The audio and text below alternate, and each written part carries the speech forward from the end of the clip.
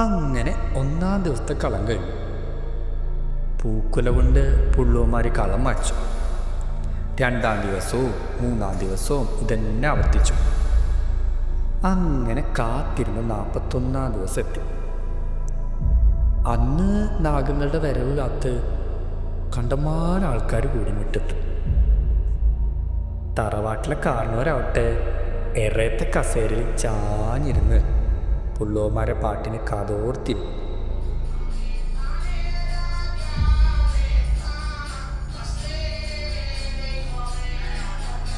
അങ്ങനെ പാട്ടിൻ്റെ അവസാന ഭാഗമായി. നാഗങ്ങളെ കളത്തിലേക്ക് വിളിച്ചെടുക്കുന്ന ഭാഗമല്ലേ അത്.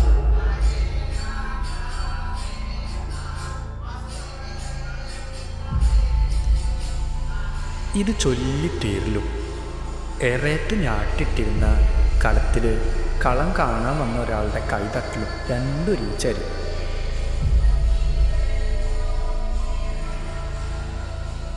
ചട്ടി ആവട്ടെ മുറ്റത്തെ പൂഴുമണ്ണിലേക്ക് വീണ് പൊട്ടിത്തവിട് കൂടി. പക്ഷേ അമ്പരപ്പിക്കണ കാര്യം അതല്ലായിരുന്നു കേട്ടോ.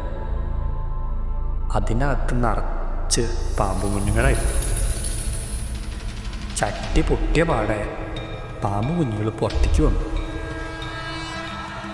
കൂടി നിന്നവരെല്ലാം ഞെട്ടി. കാരണം ഒരു മൂപ്പര് ഇരുന്ന കസേരയിൽ ചാടി എഴുന്നേറ്റു. മുട്ടുകുത്തിരുന്ന് കൈകൾ കൂട്ടി. ചിലർ പേടിച്ച് നീങ്ങി നിന്നു. ചിലരുടെ കണ്ണിൽ ആയുസിൻ്റെ സാഫല്യം നേടി നിർവൃതിയായിരുന്നു. ചിലർ കൈകൾ കൂട്ടി പൊട്ടിക്കരഞ്ഞു. സർപ്പക്കുഞ്ഞുങ്ങൾ പതുക്കെ പതുക്കെ കളത്തിലൂടെ ഇഴഞ്ഞു നീങ്ങി. പുള്ളുവന്മാരാവട്ടെ അവർ പാടിക്കൊണ്ടേയിരുന്നു. ദൈവസർപ്പങ്ങൾ കാവിലേക്ക് ഇഴഞ്ഞ് നീങ്ങുന്നത് വരെയും.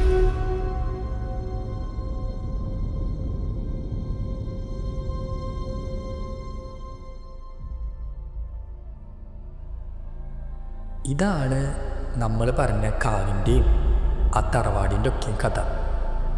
പക്ഷേ ശരിക്കും പറയാച്ച കഥ ഇവിടെ കൊണ്ടൊന്നും തീർന്നില്ല കേട്ടോ.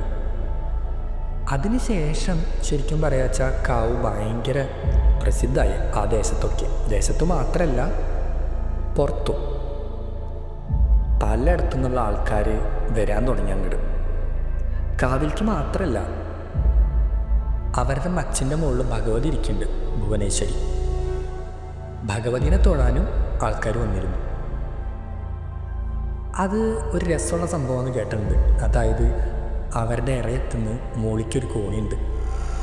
ആ കോണി കയറിപ്പോയിട്ട് വേണം നമുക്ക് ഭഗവതിനെ തൊഴാൻ. ഭഗവതിയുടെ ഒരു വിഗ്രഹമുണ്ട്. അതിൻ്റെ മുമ്പിലൊരു വിളക്ക് കത്തിച്ച് വെച്ചിട്ടുണ്ട്. അത്രയേ ഉള്ളൂ. അങ്ങനെ കുറേ കാലമൊക്കെയും നല്ല രീതിയിൽ തന്നെ പോയിക്കൊണ്ടിരുന്നു. പക്ഷേ നമ്മുടെ കാരണവർ മരിച്ചതിന് ശേഷം ആളുടെ മോനെല്ലാം നോക്കി നടത്തി തുടങ്ങി. ആൾക്കാച്ചാ ഇങ്ങനത്തെ കാര്യത്തിലൊന്നും തീരെ വിശ്വാസം ഉണ്ടായിരുന്നില്ല. ആള് വർഷത്തിലൊരിക്കലുള്ള കളമെഴുത്ത് പാട്ടും നടത്തിയില്ല. എന്തിനേറെ പറയുന്നു, നാഗത്തറയിൽ വിളക്കും കൂടി വയ്ക്കാൻ സമ്മതിച്ചിരുന്നില്ല. ആളുടെ കുടുംബത്തിലുള്ളവരെ മാത്രമല്ല, പുറത്തുനിന്ന് തൊഴാൻ വരുന്നവരെ കൂടി. അങ്ങനെ ആളുകൾക്കൊക്കെ പോവാൻ തീരെ മടിയായി. കാരണം എന്താണെന്ന് വെച്ചാൽ ചെല്ലുന്നവരൊക്കെയും ഇയാൾ ആട്ടുപിടിക്കാൻ തുടങ്ങി. അങ്ങനെ പതുക്കെ പതുക്കെ അങ്ങോട്ട് ആരും പോവാണ്ടായി. കാലം ചെല്ലും തോറും തറവാടും ക്ഷയിച്ചു.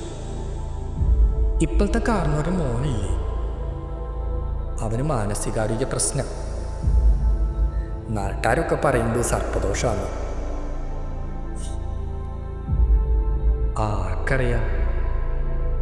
പിന്നെ ഇങ്ങനെ ഓരോന്ന് കാണുകയും കേൾക്കുകയൊക്കെ ചെയ്യുമ്പോൾ നമുക്കും തോന്നും എന്തോ എവിടെയൊക്കെ ഉണ്ടെന്നൊക്കെ. പിന്നെ ഇതൊക്കെ ഒരു വിശ്വാസമല്ലേ. വിശ്വാസമുള്ളവർക്ക് വിശ്വസിക്കാം, വിശ്വാസമില്ലാത്തവർക്ക് വിശ്വസിക്കാണ്ടിരിക്കുക. അത്ര തന്നെ.